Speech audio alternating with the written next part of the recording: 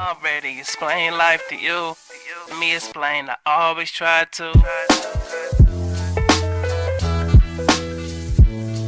Okay, let's dive in. We've got this source material, and it reads like a really raw confession, almost. A deep look into realizing a relationship wasn't what it seemed. Exactly. It's quite poetic in places, but the core message is stark. Our goal here is to kind of unpack the psychology behind it, especially that line. Outside, you looked all right. Inside, horrible sight. Yeah, that hits hard right away, sets up this massive contradiction. It describes someone as beautiful from head to toe, but then immediately flips to fake, like make-believe, and even the devil in disguise. That's a huge leap. How does someone even process that kind of extreme difference? Well, what's really interesting is how the source frames it as a performance. The realization hits when the writer sees the other person was acting like you were in a play. A play? Wow. Yeah, it wasn't just hiding things, it was like total acting. And this leads to a fascinating point the writer makes. The subject seemed too perfect, so I ain't know. So the perfection itself was suspicious, but they didn't see it at the time. Precisely. We often struggle with accepting apparent perfection because, intuitively we know it's usually not real. Missing that, seeing flawlessness as genuine instead of a red flag, that's a common blind spot, especially early on. Okay, this is where it gets really interesting for me.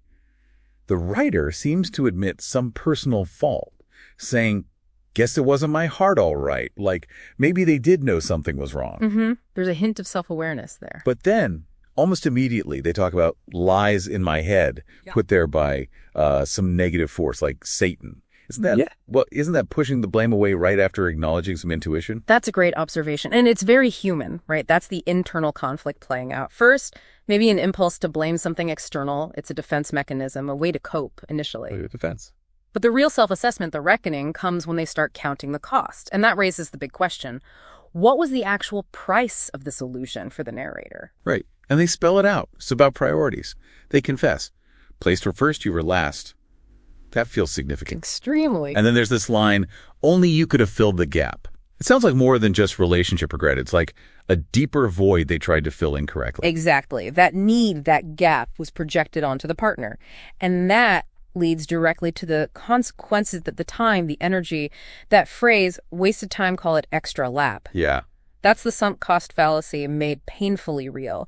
It's realizing all that effort went into a performance, a fantasy, with zero genuine return. It's a hard pill to swallow. It really is. Yeah. But, despite that heavy cost, the narrative doesn't just stay there in the regret. It shifts pretty quickly towards recovery, towards structure. Yes.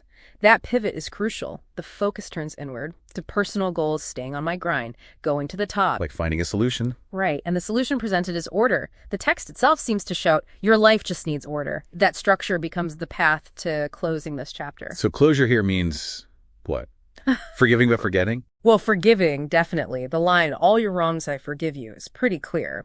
But it's forgiveness coupled with complete separation. Okay. The final thought is, thank God that I chose to go. That means that I'm out of sight. So it's forgiveness for their own peace, but no reconciliation. Moving on entirely. Okay, that makes sense.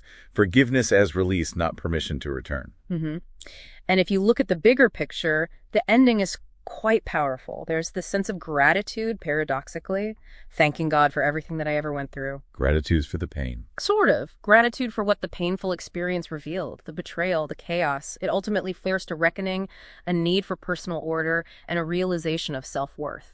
The mess led to clarity. Wow.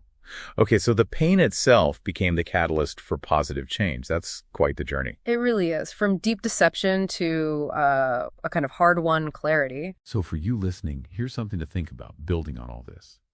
If someone perceives their role in a relationship as purely an act, what deep need might that performance be fulfilling for them, the deceiver?